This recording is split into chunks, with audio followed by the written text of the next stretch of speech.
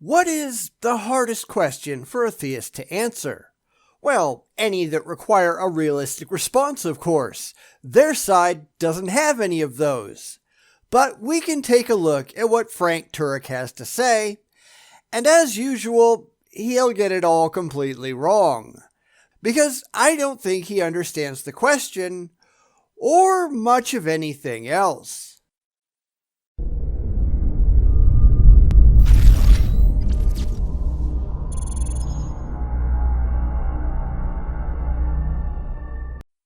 We haven't done a Frank Turek video for quite a while, and this one cried out to be examined.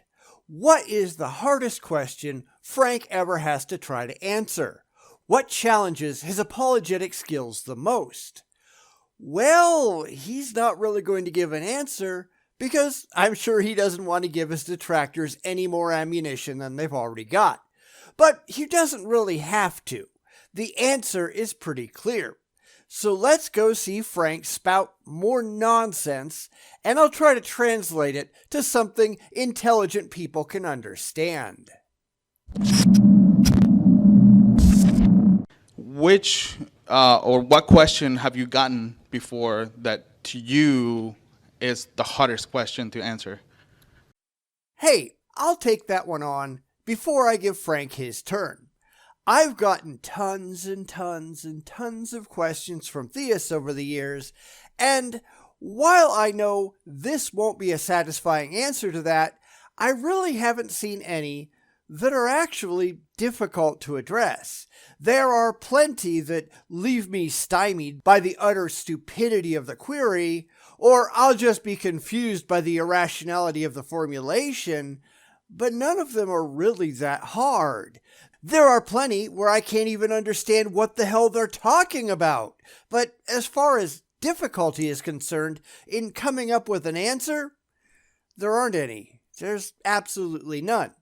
And a lot of that comes down to having considered my position intellectually beforehand instead of just believing things for emotional reasons and having to work it out in the moment. I don't do that. If you ask me something, almost anything really, I've already thought it through and can provide my conclusions and the reasoning that led me there. The ones that try to go for something strange, those are often so malformed as to be utterly absurd. Those are the ones that leave you scratching your head and wondering what the hell the theist is smoking. But let's see what Frank has to say. That one.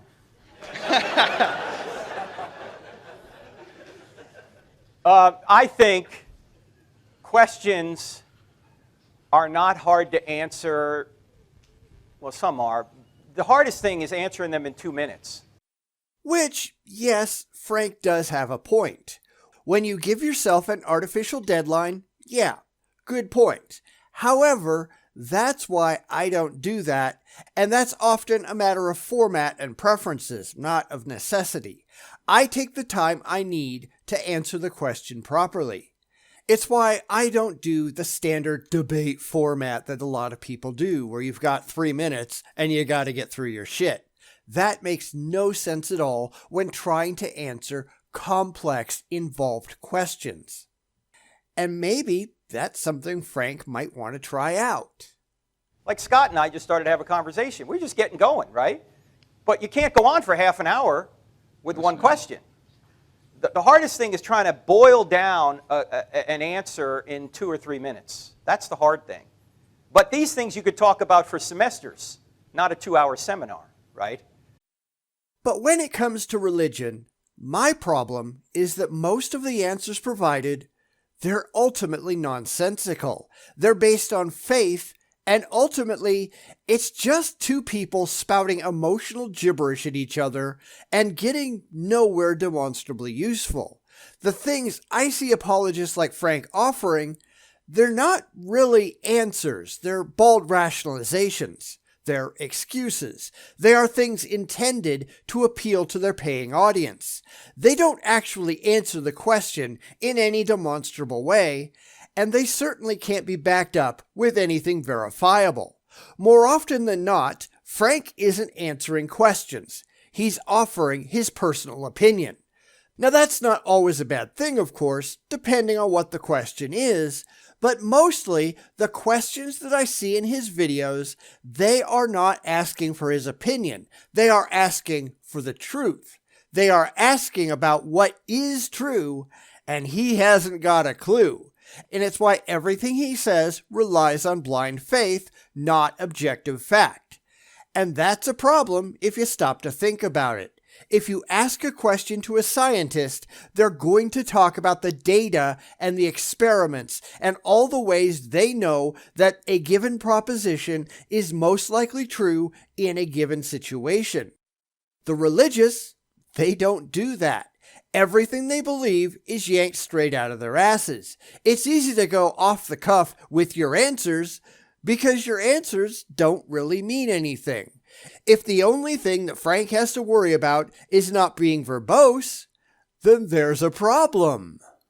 So that's the hardest thing, is getting an answer down, an adequate answer, but not a complete answer.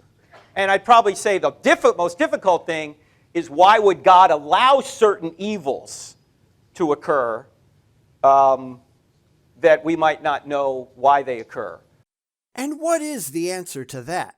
Because you people seem to think that you know all about your invisible father figure in the sky, yet none of you can demonstrate how you know it, or even if your imaginary friend is real in the first place. It's why in any discussion I ever have with a theist, the vast majority of my responses start off with, "How do you know that?" Because they have no means of demonstrating that the words coming out of their mouths have any rational validity whatsoever.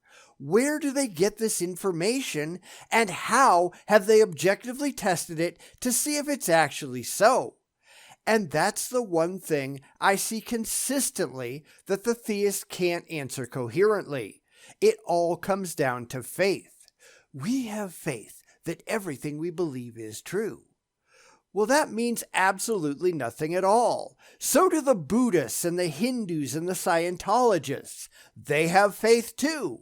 You think they're wrong, and they think you're wrong. So clearly, faith is not a sufficient answer to the problem. It doesn't matter if you have faith. What you need are facts. Objectively verifiable, independently demonstrable facts. Faith doesn't matter. Faith doesn't get you anywhere. Anyone can have faith in anything. If you want to have faith that the sky is green, you can do that.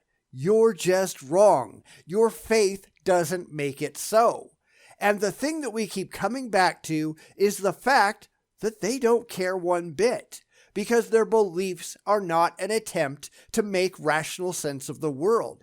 They're an attempt to make themselves happy, no matter what nonsense they have to stuff into their heads. And that's just a really sad way to go through life, isn't it? Emotionally, it's a hard question to answer. Not Right. logically, but emotionally it is. Questions don't get answered with emotions. That's your problem right there, Frank. You don't understand how to answer questions. Maybe that's why we're all laughing at your videos. Because when I ask a question, and I'm assuming I'm not the only one who wants this, I expect to get something intelligent in return. It's really hard to take most things that come out of Frank's mouth seriously, and it's not just Frank, that goes for pretty much all apologists. They're all saying the same thing, and that thing is utterly nonsensical. How do you get to Broadway? Well, you bow down to the great Lord Mickey Mouse and beg for forgiveness, then you send a check to my church, then you rend your clothing and self-flagellate yourself for 6 days while singing Disney theme songs. It's like, what the hell are you smoking? That's not an answer. That's insanity. And I don't care what your emotions are. I care if the things that you say are actually true, and in no case, when it comes to religion, can they demonstrate that they're even close. It really is that dumb, and they are totally blinded to it. This is really the problem I have dealing with the endless array of religious apologists around here. It's like talking to crazy people. Mostly because that's what they are. And I've said this before, that the discussion is between two groups of people separated by a common language. The words coming out of their mouths, they're technically English, but the concepts they describe are utterly incomprehensible. The questions we're asking are not the answers they're providing. We're asking for something entirely different than what they're giving us in return. And that's a problem. It really is. It really seems like they're hardly aware of it too, because they don't look at the world the same way we do. We are not living in the same reality, mentally and emotionally, as they are. They are somewhere out in the boonies, and we're just trying to rein in the insanity, and they're refusing to come along peaceably. Because actual reality is scary to them. They want nothing at all to do with it. They would rather live in their magical happy land where everything goes their way and they get a constant dose of happy chemicals in the brain so they can handle getting out of bed every morning. And that's not rational. It is childish. That is how children behave. They desperately try to escape from their problems by just making shit up. Yet in the end, the problems never really go away, do they? Because they're real and the imaginary happy land is not. There is something severely wrong with these people, but no matter how many times we point that out, they will never ever change because they just don't care. Frank's problem is not brevity. Frank's problem is intelligence and the lack thereof. And maybe it's time he did something about that. Otherwise, he's going to remain a complete laughingstock to the people who don't fall for his shtick. Somehow, I don't think he's all that concerned, because the people on his side, they give him money. They give him money and adoration and quote-unquote power. I don't know how much power he actually has, but, he can play along. The second you recognize that, apologetics almost becomes understandable. It's a scam for dumb people, and there's dumb people on both sides, both on the stage and in the audience. And unfortunately, we got way the hell too many dumb people out there already. It's about time we did something about that. Boom, boom, boom, boom,